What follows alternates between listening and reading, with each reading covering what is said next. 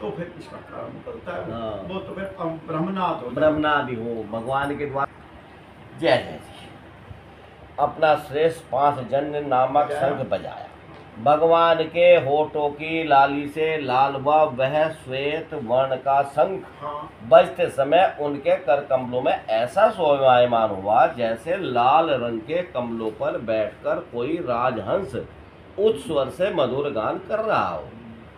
भगवान के शंख की वह ध्वनि अब होगा सारा योग। संसार के भय को भयभीत करने वाली है। अब है। उसे सुनकर सारी प्रजा अपने स्वामी श्री कृष्ण के दर्शन की लालसा से नगर के बाहर निकल आई।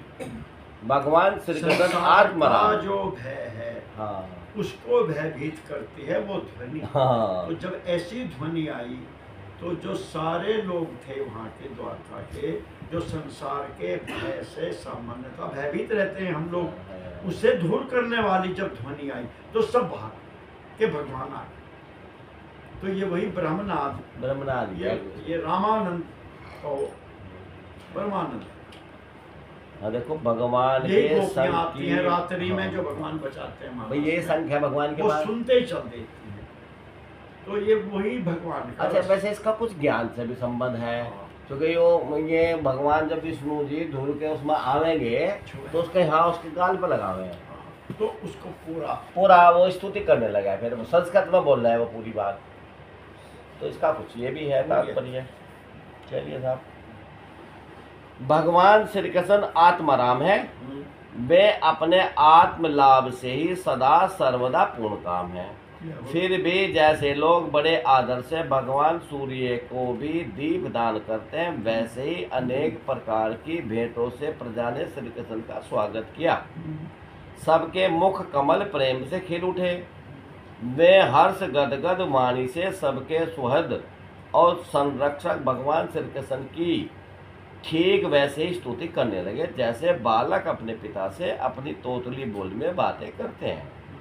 स्वामिन, हम आपके उन चरण कमलों का सदा सर्वदा प्रणाम करते हैं जिनकी वंदना ब्रह्मा, शंकर और इंद्र तक करते हैं, जो इस संसार में परम कल्याण चाहने वाले के लिए सर्वोत्तम आश्रय है, जिनकी शरण ले लेने पर परम समर्थ काल भी एक बाल तक बाका नहीं कर सकता। विश्व भावन आप ही हमारे माता, सुहृद, स्वामी और पिता हैं। आप ही हमारे सद्गुरु, परम आराध्य देव। आपके चरणों की सेवा से हम कृतार्थ हो रहे हैं। आप ही हमारा कल्याण करें। आहा, हम आपको पाकर सनात हो गए, क्योंकि आपके सर्व सौंदर्य सार अनुपम रूप का हम दर्शन करते रहते हैं। कितना सुख मुख है, सुंदर मुख है, प्रेम पूर्ण मुस्कान से स्नग्ध चितवन, यह दर्शन तो देवताओं के लिए भी दुर्लभ है। कमल नयन श्री कृष्ण, जब आप अपने बंधु बांधवों से मिलने के लिए हस्तिनापुर अथवा मथुरा ब्रज मंडल चले जाते हैं, तब आपके बिना हमारा एक एक अक्षण कोटि कोटि वर्षों के समान लंबा हो जाता है। आपके बिना हमारी दशा वैसी ही हो जाती है जैसे सूर्य के बिना आँख हो। भक्त वत्सल भगवान श्री कृष्ण प्रजा के मुख से ऐसे वचन सुनते हुए और अपनी कृपामयी दृष्टि से उन पर अनुग्रह की वृष्टि करते हुए द्वारका में प्रविष्ट हुए। इसका कोई अलग सा तात्पर्य तो कुछ है नहीं लीला के अलावा जी। द्वारका जैसा भाई भगवान की नगरी द्वारका जी बसाई भगवान ने, कोई है तो ये दिव्य नगरी। द्वारका तो माने वही द्वैत वाली है। अच्छा, जो द्वैत का कारण है, हाँ उसमें कारण मतलब जहाँ से हाँ जो जहाँ अद्वैत संसार अद्वैत है, अद्वैत में प्रवेश कर गए, जिससे द्वय बनते हैं। उसके कारण में चले, परम कारण वही अद्वैत ज्ञान में चले। अद्वैत ज्ञान। सीधा बात यही है। जैसे नाग अपनी नगरी भोगवती पातालपुरी की रक्षा करते हैं, वैसे भगवान की वह द्वारकापुरी भी मधु, भोज, दशहर्त, अहर, कुकर, अंधक और वृष्णि वंशी यादवों से, जिनके पराक्रम की तुलना और किसी से भी नहीं की जा सकती, सुरक्षित थी। ये नाम लिखे जिनकी याद वो इनके वो वंशज हैं ये सारे। इतने प्रकार के, हाँ, इतने प्रकार के भगवान श्री कृष्ण के गोत्र समझो इन्हें। वह पूरी समस्त ऋतुओं के संपूर्ण वैभव से संपन्न एवं पवित्र वृक्षों एवं लताओं के कुंजों से युक्त थी। स्थान स्थान पर फलों से पूर्ण उद्यान, पुष्प वाटिकाएं एवं क्रीड़ा वन थे। बीच बीच में कमल युक्त सरोवर नगर की शोभा बढ़ा रहे थे। नगर के फाटकों, महल के दरवाजों और सड़कों पर भगवान के स्वागतार्थ वंदरवारें लगाई गई थी। चारों ओर चित्र विचित्र ध्वजा पताकाएं फहरा रही थी, जिनसे उन स्थानों पर घाम का कोई प्रभाव नहीं पड़ता था। ये क्या हुआ जी? घाम का कोई प्रभाव? माने गर्मी, ताप, अच्छा, धूप का, घाम, जिनसे उन स्थानों पर घाम का कोई प्रभाव नहीं पड़ता था। घाम, जिसके राजमार्ग अनन्याय सड़कें, अन्यान्य सड़कें, बाजार और राजमार्ग प्लस अन्य अन्य अन्य गली कूचे सब राजमार्ग, हाईवे के अलावा और भी सड़कें सारी अन्य भी जो बाजार और चौक झाड़ू बुहार कर सुगंधित जल से सींच दिए गए थे। सारे और भगवान के स्वागत के लिए बरसाए हुए फल फूल अक्षत अंकुर चारों ओर बिखरे हुए थे। घरों के प्रत्येक द्वार पर दही, अक्षत, फल, ईंख, जल से भरे हुए कलश, उपहार की वस्तुएं और धूप दीप आदि सजा दिए गए थे। उदार शिरोमणि वसुदेव, अक्रूर, उग्रसेन, अद्भुत पराक्रमी बलराम, प्रद्युम्न, चारुदेशन, जामवंती नंदन साहब ने जब यह सुना कि हमारे प्रीतम भगवान श्री कृष्ण आ रहे हैं, तब उनके मन में इतना आनंद उमड़ा कि उन लोगों ने अपने सभी आवश्यक कार्य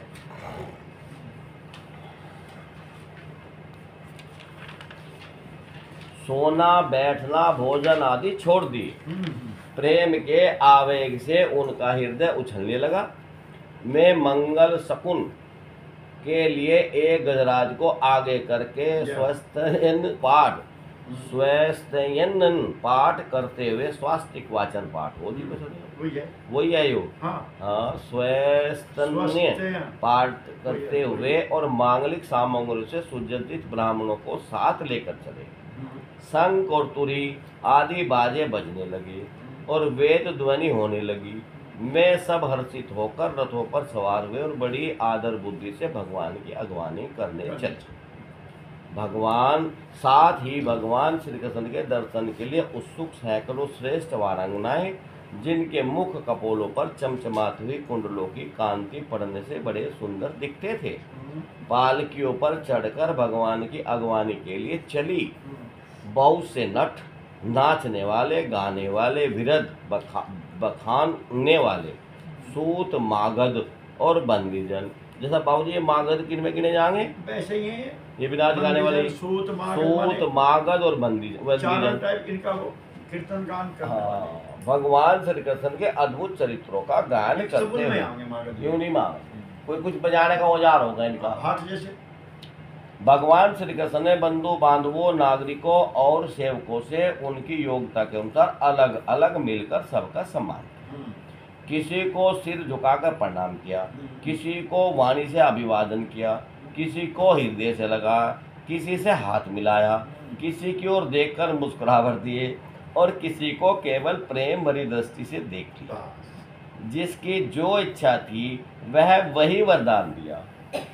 इस प्रकार चांडाल पर्यंत सबको संतुष्ट करके गुरुजन, सपत्नीक, ब्राह्मण और वृद्धों का तथा दूसरे लोगों का भी आशीर्वाद ग्रहण करते एवं बंदी जनों से विरुद्धावली सुनते हुए सबके साथ भगवान श्री कृष्ण ने नगर में प्रवेश किया।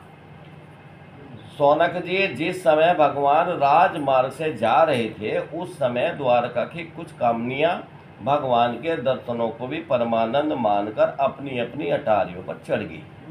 भगवान का वक्ष स्थल मूर्तिमान सौंदर्य लक्ष्मी का निवास स्थान है।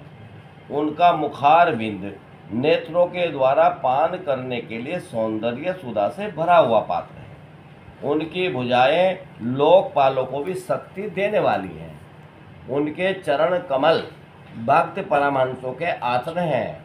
उनके अंग अंग शोभा के धाम हैं। भगवान की इस छवि को द्वारकावासी नित्य निरंतर निहारते रहते हैं, फिर भी उनकी आंखें एक क्षण के लिए भी तृप्त नहीं होती। द्वारका के राजपथ पर भगवान श्री कृष्ण के ऊपर श्वेत वर्ण का छत्र तना हुआ था। श्वेत चंवर डुलाए जा रहे थे। चारों ओर से पुष्पों की वर्षा हो रही थी। वे पीताम्बर और वर्णमाला धारण किए हुए थे। इस समय वे ऐसे शोभामान हुए मानो श्याम वेग एक ही साथ सूर्य, चंद्रमा और इंद्रधनुष और बिजली से शोभायमान हो।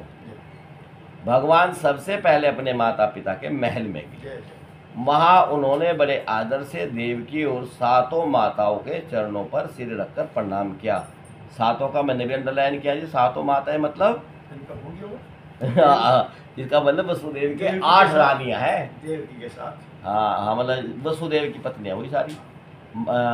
सातों माताओं के चरणों पर सिर रखकर प्रणाम किया और माताओं ने उन्हें जी बहन जी 7 है बहन जी, देखो यहाँ तो शीर्षा सप्त देव की प्रभुओं का मुदा देव की आदि टोटल 7 है। 8 हुई बहन जी, 8 हुई बाबू जी।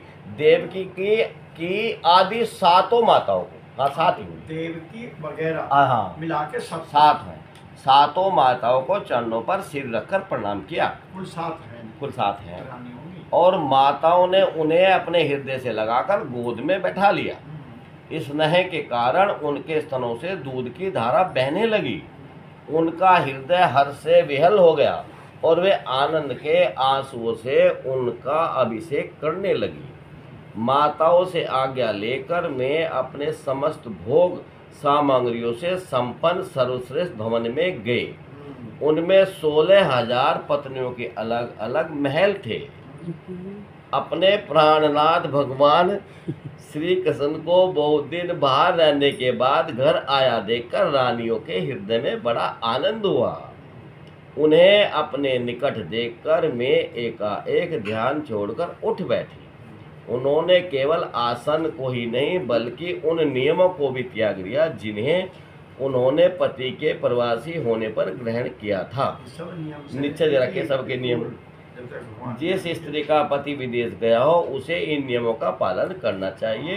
क्रीड़ा शरीर संस्कारम समाजो वर्धनम हास्यम परग्रह ज्ञान। जिसका पति प्रदेश गया हो उस स्त्री को खेल कूद श्रृंगार सामाजिक उत्सव में भाग लेना, हंसी मजाक करना और पराये घर जाना, इन 5 कामों को त्याग देना। ये याज्ञवल्क्य स्मृति में है। उस समय उनके मुख और नेत्रों में लज्जा छा गई। भगवान के प्रति उनका भाव बड़ा ही गंभीर था। उन्होंने पहले मन ही मन, फिर नेत्रों के द्वारा और तत्पश्चात पुत्रों के बहाने शरीर से उनका अलग हो गया। सौनक जी उस समय उनके नेत्रों में जो प्रेम के आंसू छलक आए थे उन्हें संकोचवश उन्होंने बहुत रोका, फिर भी विवस्था के कारण वे ढलक ही गए। यद्यपि भगवान श्री कृष्ण एकांत में सर्वदा ही उनके पास रहते थे, तथापि उनके चरण कमल उन्हें पद पद पर नए नए जान पड़ते। भला स्वभाव से ही चंचल लक्ष्मी, जिन्हें एक क्षण के लिए भी कभी नहीं छोड़ती, उनकी सन्निधि से किसी स्त्री की तृप्ति हो सकती है। जैसा वायु बांसों के संघर्ष से दावानल पैदा करके उन्हें जला देता है, वैसे ही पृथ्वी के भारभूत और शक्तिशाली राजाओं में परस्पर फूट डालकर बिना शस्त्र ग्रहण किए ही भगवान श्री कृष्ण ने उन्हें कई अक्षौणी सेना सहित एक दूसरे से मरवा डाला और उसके बाद आप भी उपराम हो गए। साक्षात परमेश्वर ही अपनी लीला से इस मनुष्य लोक में अवतीर्ण हुए थे और सहस्त्रों रमणीय रत्नों में रहकर उन्होंने साधारण मनुष्य की तरह क्रीड़ा की, जिनकी निर्मल और मधुर हंसी सबके हृदय के उन्मुक्त भगवान को सूचित करने वाली थी, जिनकी लचीली चितवन की चोट से बेसुध होकर विश्व विजयी कामदेव ने भी अपना धनुष का परित्याग कर दिया था। में कमनीय कामनियाँ अपने काम विलासों से जिनके मन में तनिक भी क्षोभ नहीं पैदा कर सकी, उन असंग भगवान श्री कृष्ण को संसार के लोग अपने ही समान कर्म करते देखकर आसक्त मनुष्य समझते हैं। यह उनकी मूर्खता है। यही तो भगवान की भगवत्ता है कि वे प्रकृति में स्थिर होकर भी उनके गुणों से कभी लिप्त नहीं होते। जैसे भगवान की शरणागत बुद्धि अपने में रहने वाले प्राकृत गुणों से लिप्त नहीं होती। मैं मूढ़ स्त्रियां भी श्री कृष्ण को अपना एकांत सेवी स्त्री प्राण भक्ति ही समझ बैठी थी, क्योंकि मैं अपने स्वामी के ऐश्वर्य को नहीं जानती थी। वह ठीक वैसे जैसे अहंकारी वृत्तियां ईश्वर को अपने धर्म से युक्त मानती हैं। इति श्रीमद्भागवते महापुराण परमहंसायां संहितायां प्रथम स्कंदे नेमियोपाख्याने कृष्ण द्वारका प्रवेशो नाम एकादश अध्याय। आज तो इतना बहुत है जी। कल प्रसंग बदलेगा, कल हाँ, कृष्ण का जन्म होगा, जन्म होगा। तो फिर हस्तिनापुर आ जाएगा।